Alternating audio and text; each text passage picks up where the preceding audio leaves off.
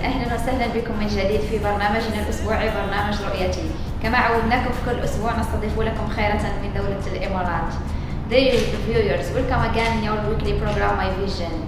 Every week we host any guest a new success story from the United Arab Emirates. A success story came from India to the Emirates 10 years ago. Our guest from this week is Mr. Dick Redimani. Mr. Dick Redimani, good afternoon. It's our pleasure to host you in our program. Thank you. The first question, Mr. Dick, can you introduce yourself?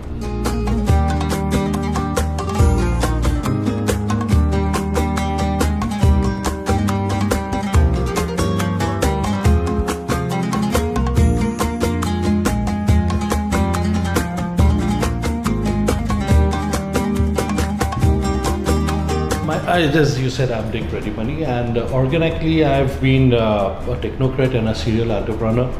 Over the time, I've done things right from, and I've always been in sustainability, so it's been energy, management, quality, things like that, water quality, water management, and all the sustainable things that are required to be done. I've been in the field of sustainability all through my career. Mr. Dick, when was the first time you came to the Emirates and what was the reason for the visit? That was way back in 1988. And the reason that time was I had come with a play theatre group to perform here. And that is the time I fell in love with the country, and I had decided that yes, sometime I will be here. Mr. Dick, why did you choose United Arab Emirates? Why did I choose Arab Emirates? I would say I didn't choose Arab Emirates, I would say Emirates chose me.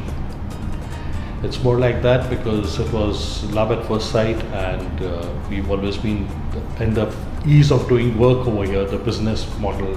Everything is so easy over here. The government has so many, such easy channels for doing business over here, and they encourage good new ideas. That is what is important over here. Mr. Dick, where did your business idea came from? Tell us about the company, what does it provide service? The business idea came from the pandemic because that is when we had the time to retrospect on our professional and personal lives because there was the lockdown.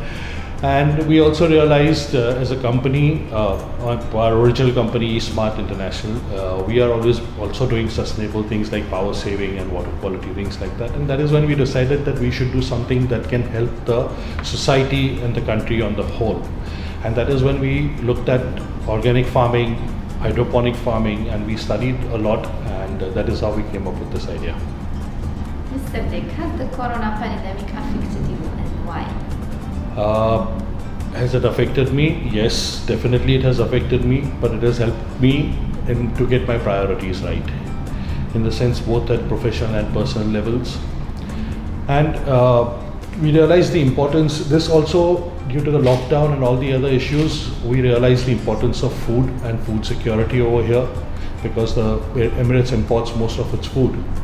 And that becomes very difficult in the situation, and pandemic brought it information in our face, and that is when we decided that let's take a look at some alternate ways of survival, sustenance, things like that.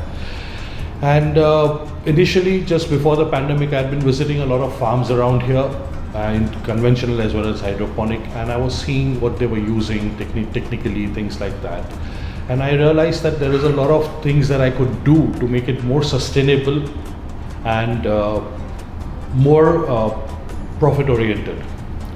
Sustainability is something that people think of, and it turns out that sustainability itself is not sustainable because it's expensive. And that is where the idea of this whole thing came about.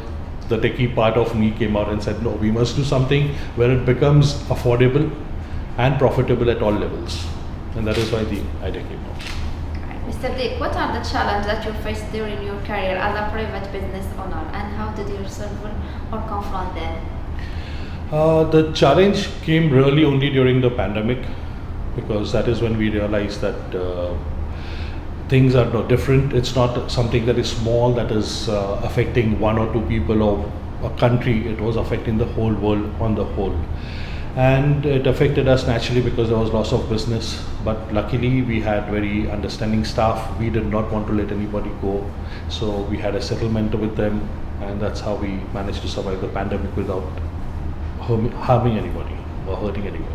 Mr. Dick, in your career, there were people who supported you in your successes. Is there a specific person you want to thank?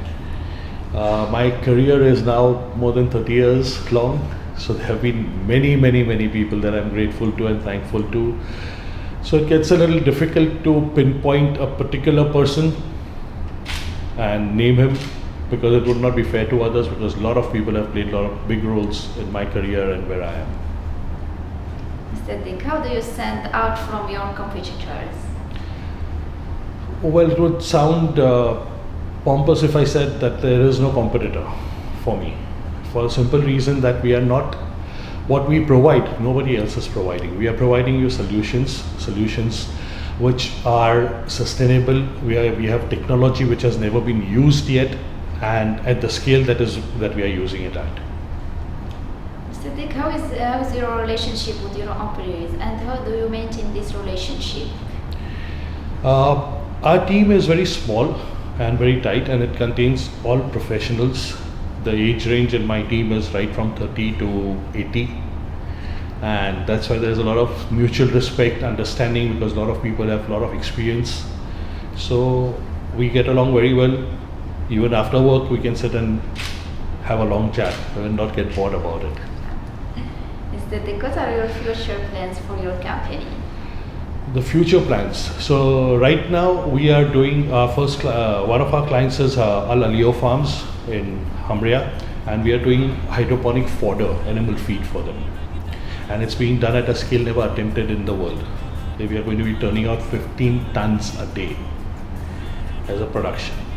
So our future plans are to get into things like saffron, growing it hydroponically.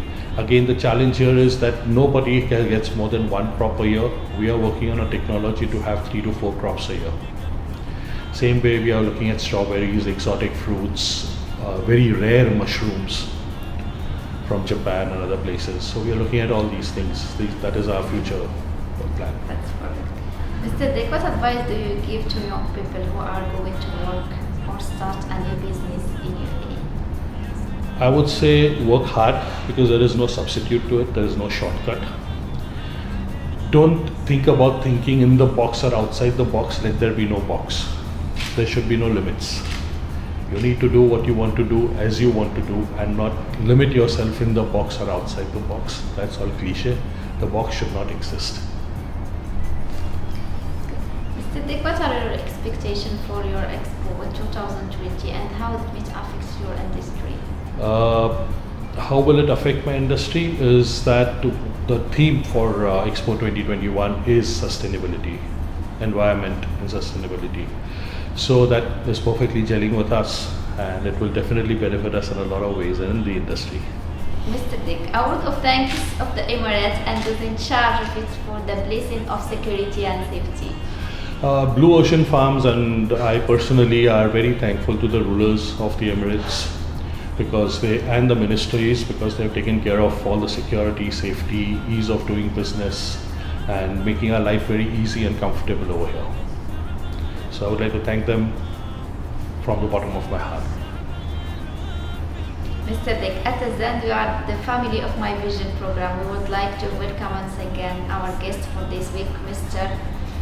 Dick Ridimoni, the owner of the company, The Green Specialty. Mr. Dick, thank you very much for your wonderful hosting. Thank you, my pleasure.